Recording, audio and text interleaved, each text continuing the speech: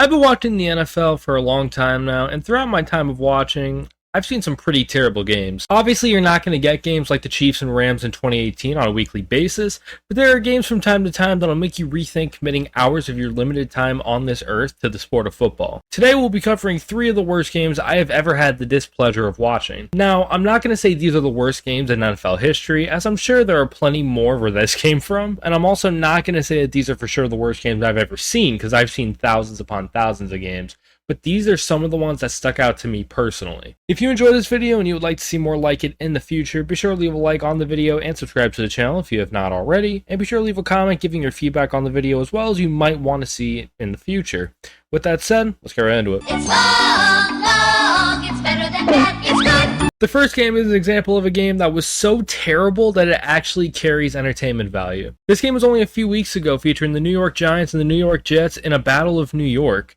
Initially, it was supposed to feature Aaron Rodgers, but he got injured in the first drive of Week 1, so the quarterback would end up being third-year man and former second overall pick Zach Wilson, and the main focal points for the Jets would be their electric second-year running back in Breece Hall, second-year wide receiver Garrett Wilson, and their lights-out defense, who currently rank 9th as of the writing of the script. Despite their woes at quarterback, the Jets made it to a .500 record at 3-3 and would make it 4-3 if they won this game. The Giants were supposed to maintain the momentum they had built from the season prior, where they made their first playoff appearance in 6 years and won their first playoff game in 11 years. However, they entered the game with the league's worst offense and a 2-5 record. The team was missing 5th-year quarterback Daniel Jones, who was on pace for the worst year of his career, and had journeyman Tyrod Taylor, who helped lead them to a win 1 week prior. They had to rely on running back Saquon Barkley in this game, and that they did. Tyrod Taylor would end up suffering a rib injury in the first half and get taken out of the game for undrafted free agent rookie Tommy DeVito, who would be playing his first game as a pro. I don't want to talk too poorly about a guy playing his first game as a pro as a member of the G-Men,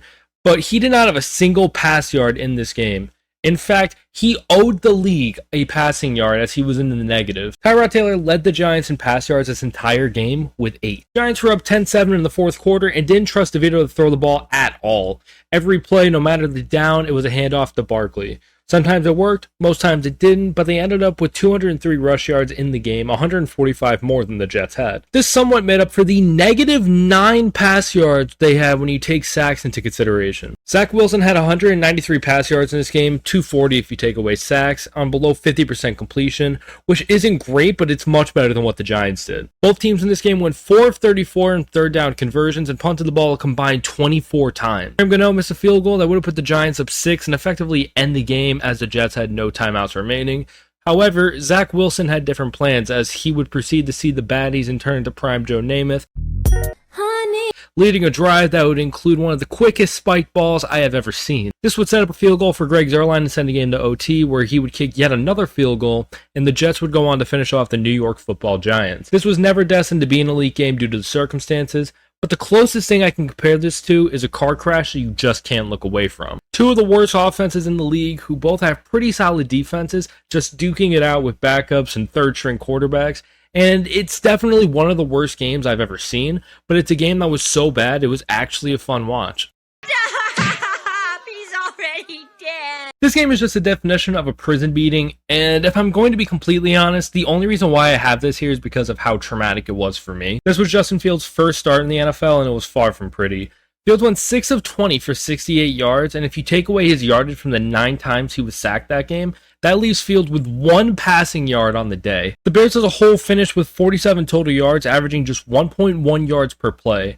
That statistically ranks as one of the worst offensive efforts in NFL history, and arguably the worst in the 21st century. Incredibly enough, Chicago's defense somehow held the Browns to 13 points through 3 quarters, only being down 7 going into the 4th. Myles Garrett had over a quarter of his season sack total for the 2021 campaign in this game alone, and Chicago stood no chance. Cleveland put up 418 total yards in this game, and held the ball on offense for nearly 20 minutes longer than the Bears did. There were no positives to point out for the game itself, but as at least with the Jets and Giants game I mentioned previously, there was a level of competitiveness, even if it was in the name of incompetence. There was absolutely no substance of note in this game, unless of course you were a Browns fan, then you probably thoroughly enjoyed this game. Even as a neutral fan in the NFL, this was just televised assault, and I'd like to say hopefully I'd never see a game like this ever again, but I'm destined to see at least 3 more of these games from the Bears before the 2023 season concludes.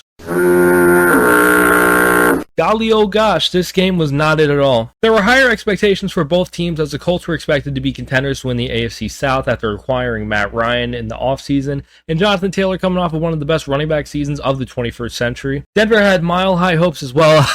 You see what I did there? Trading a plethora of picks for the Seahawks for multi-time Pro Bowler and former Super Bowl champion quarterback Russell Wilson.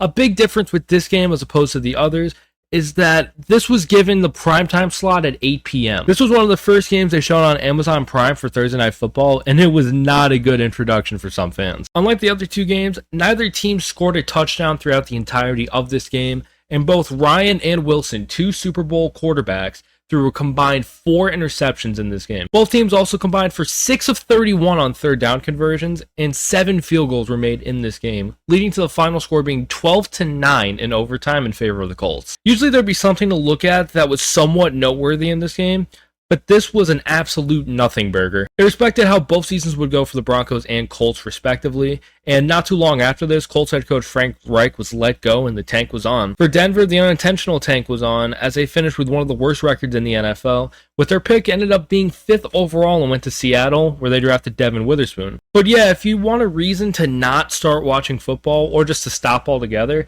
I recommend watching this game right here. That's going to be it from me today. Be sure to leave a comment down below on what were some of the worst games you've ever seen, and thank you guys so much for watching as usual, and I will see you all next week. Peace out.